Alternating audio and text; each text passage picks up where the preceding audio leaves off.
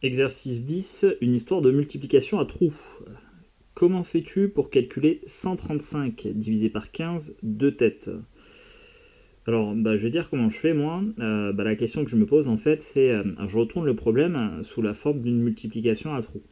Voilà, d'où le titre de l'exercice ici, c'est-à-dire que pour moi 135 divisé par 15, voilà, donc je cherche ce résultat-là, et en fait, je vais me poser la question, combien de fois je peux mettre 15 dans 135?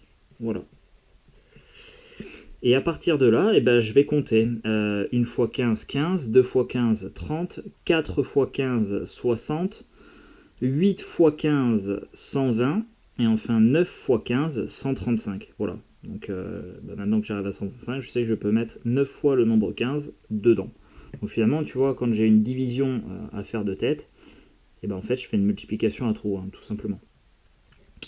Donc ici, on a 15 multiplié par 9 qui est égal à 135. Et ça signifie aussi que 135 divisé par 15, ça fait 9. Parce que c'est comme ça en fait qu'on définit la division finalement. La division de deux nombres, c'est le nombre qui multiplié par le diviseur donne le nombre qu'on divise. Bon. Alors sur le même principe, on va en déduire un moyen de calculer 15 quatorzièmes divisé par 3 septièmes. Alors la division, on ne l'a pas définie proprement encore. Nous, on a défini la multiplication de deux nombres rationnels.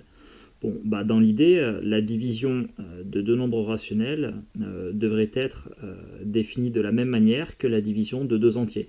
C'est-à-dire que 15 quatorzièmes divisé par 3 septièmes, ce nombre-là, ce serait le nombre qui, multiplié par 3 septièmes, donnerait 15 quatorzièmes. Donc voilà la question qu'on se pose. Par combien on va multiplier 3 septièmes pour obtenir 15 quatorzièmes? Voilà. Alors, on sait multiplier deux nombres, on sait multiplier par un nombre rationnel. Et ensuite, tu vois, là dans la question, on nous dit en déduire une écriture en fraction du résultat. Donc ce nombre-là, c'est une fraction. Donc on va mettre un certain numérateur en haut, un certain numérateur en bas, qui multiplié par 3 septièmes doit être égal à 15 quatorzièmes. Voilà ce qu'on va obtenir. Nous, on sait multiplier deux nombres rationnels entre eux. Si tu dois multiplier ces deux nombres-là, on va multiplier les numérateurs entre eux. Donc on aura point d'interrogation multiplié par 3.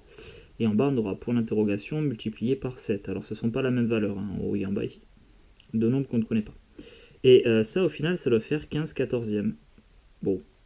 Là, je pense que tu l'as, puisque la question qu'on se pose, c'est par combien tu dois multiplier 3 pour obtenir 15. Donc en fait, ça revient à diviser 15 par 3. Et enfin, par combien on doit multiplier 7 pour obtenir 14, c'est-à-dire qu'on doit tout simplement diviser 14 par 7. Et du coup, c'est 5 demi. Voilà. Donc on va avoir ici 5 multiplié par 3 qui va donner 15, et 2 multiplié par 7 qui va donner 14. Du coup, si on divise 15 quatorzièmes par 3 septièmes, en partant du principe que la définition de la division de deux nombres rationnels est basée sur la même chose que la division de deux nombres entiers, on obtient du coup 5 demi. Voilà, ça revient tout simplement à diviser 15 par 3, les numérateurs entre eux, et les dénominateurs entre eux, 14 divisé par 7, ça fait 2. Voilà. Donc c'est ce qu'on met juste en dessous. Voilà, quand on veut diviser deux nombres rationnels, ça revient à diviser les numérateurs entre eux et diviser les dénominateurs entre eux aussi. Voilà. Quelques exemples. Un sixième divisé par un tiers, je vais diviser 1 par 1, ça fera 1, et je vais diviser 6 par 3, ça fera 2. Après, si je veux diviser 16 quarantièmes par 8 huitièmes, je divise les numérateurs entre eux, là, 16 divisé par 8, ça fait 2, et je divise 40 par 8, ça fait 5. Voilà. Et idem pour 15 36e.